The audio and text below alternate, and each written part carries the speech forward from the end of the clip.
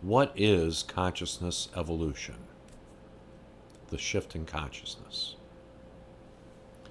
When I look in the mirror every day, I don't really notice how I am changing. Such is the state that humanity is in today. We are changing. We are becoming more self-aware. If we do notice changes in our world, it is likely that we are disturbed by those changes. There's a lot to be disturbed about.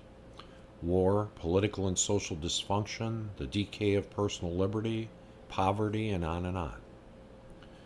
Now, notice how I jumped from self-awareness to awareness of what is happening around us. Because that is generally where our attention always is. What is happening in our outside world? Rarely do we spend much time looking at what is happening within us. And what does that even mean, within us? We have been trained since the day we entered this world to pay attention to the outside, to learn to conform to our parents, society, country. How to navigate and manipulate our surroundings to extract what we want from the outside. We are not taught to go inside, to dig deep in ourselves to see what makes us tick, to see what influences us to make the choices we then enact, to see how our energy affects what we create. Yes, energy. Yes, what we create. Why do I say it in this way? Because the biggest hurdle we face in our personal development is that we don't know who and what we are. Who are we? What are we? What is our purpose here on this earth within this lifetime? Questions that have been asked from the moment we embarked on life on earth. If I could convince you of all I know to be true in this regard, if I could convince everyone on the planet to embrace our true nature, life on earth would instantly transform. However, my intention is not to convince you or anyone else. My intention is to provide you with good information. Information that you can use to make the journey.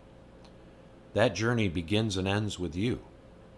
That journey is the one that takes you from chaos and victimhood to knowledge, self-awareness, and ultimately to freedom and self-empowerment. Now, before you dismiss me as yet another self-help guru or life coach, please understand, I abhor those terms and would sooner have teeth pulled than to be considered in such terms. I wish to share what I know. I was built for this. What someone else does with what I share is completely their own journey. And they will have the same fits and starts that I did, the same dark nights of the soul, the same traumas around our past and our present choices, and the same realizations that will bring them to new understandings about themselves and their world and their place within it. And most importantly, we will come to know how we create all of it, all of our experience, all of our interactions, all of our world is created by ourselves. This is what the shift in consciousness is about. This is what I mean when I say consciousness evolution. And this is what I will be writing about. How humanity is becoming more self-aware. You wouldn't know it by looking around at the world. You would think it's all going to hell in a handbasket. But actually, this is exactly why it looks this way. Because the old answers no longer work for the new questions. Because as we become more self-aware, the institutions of government, religion, and society, the authorities, are becoming increasingly irrelevant. And in the march to irrelevancy, those institutions see their influence slipping. They see their position of authority crumbling. And whether they are aware of the larger underlying movements or not, they are desperate to rein in these movements within individuals and society at large that are usurping the traditional power structures. Our power, once we understand it, will render these structures impotent. This is why they spend so much time and energy trying to convince us that we need them in positions of authority, why we need them to control our world. This understanding of our personal power is directly tied to our true nature and the nature of our physical reality. There will come a time, a tipping point, when, like all things that become common knowledge, in which everyone will understand these truths.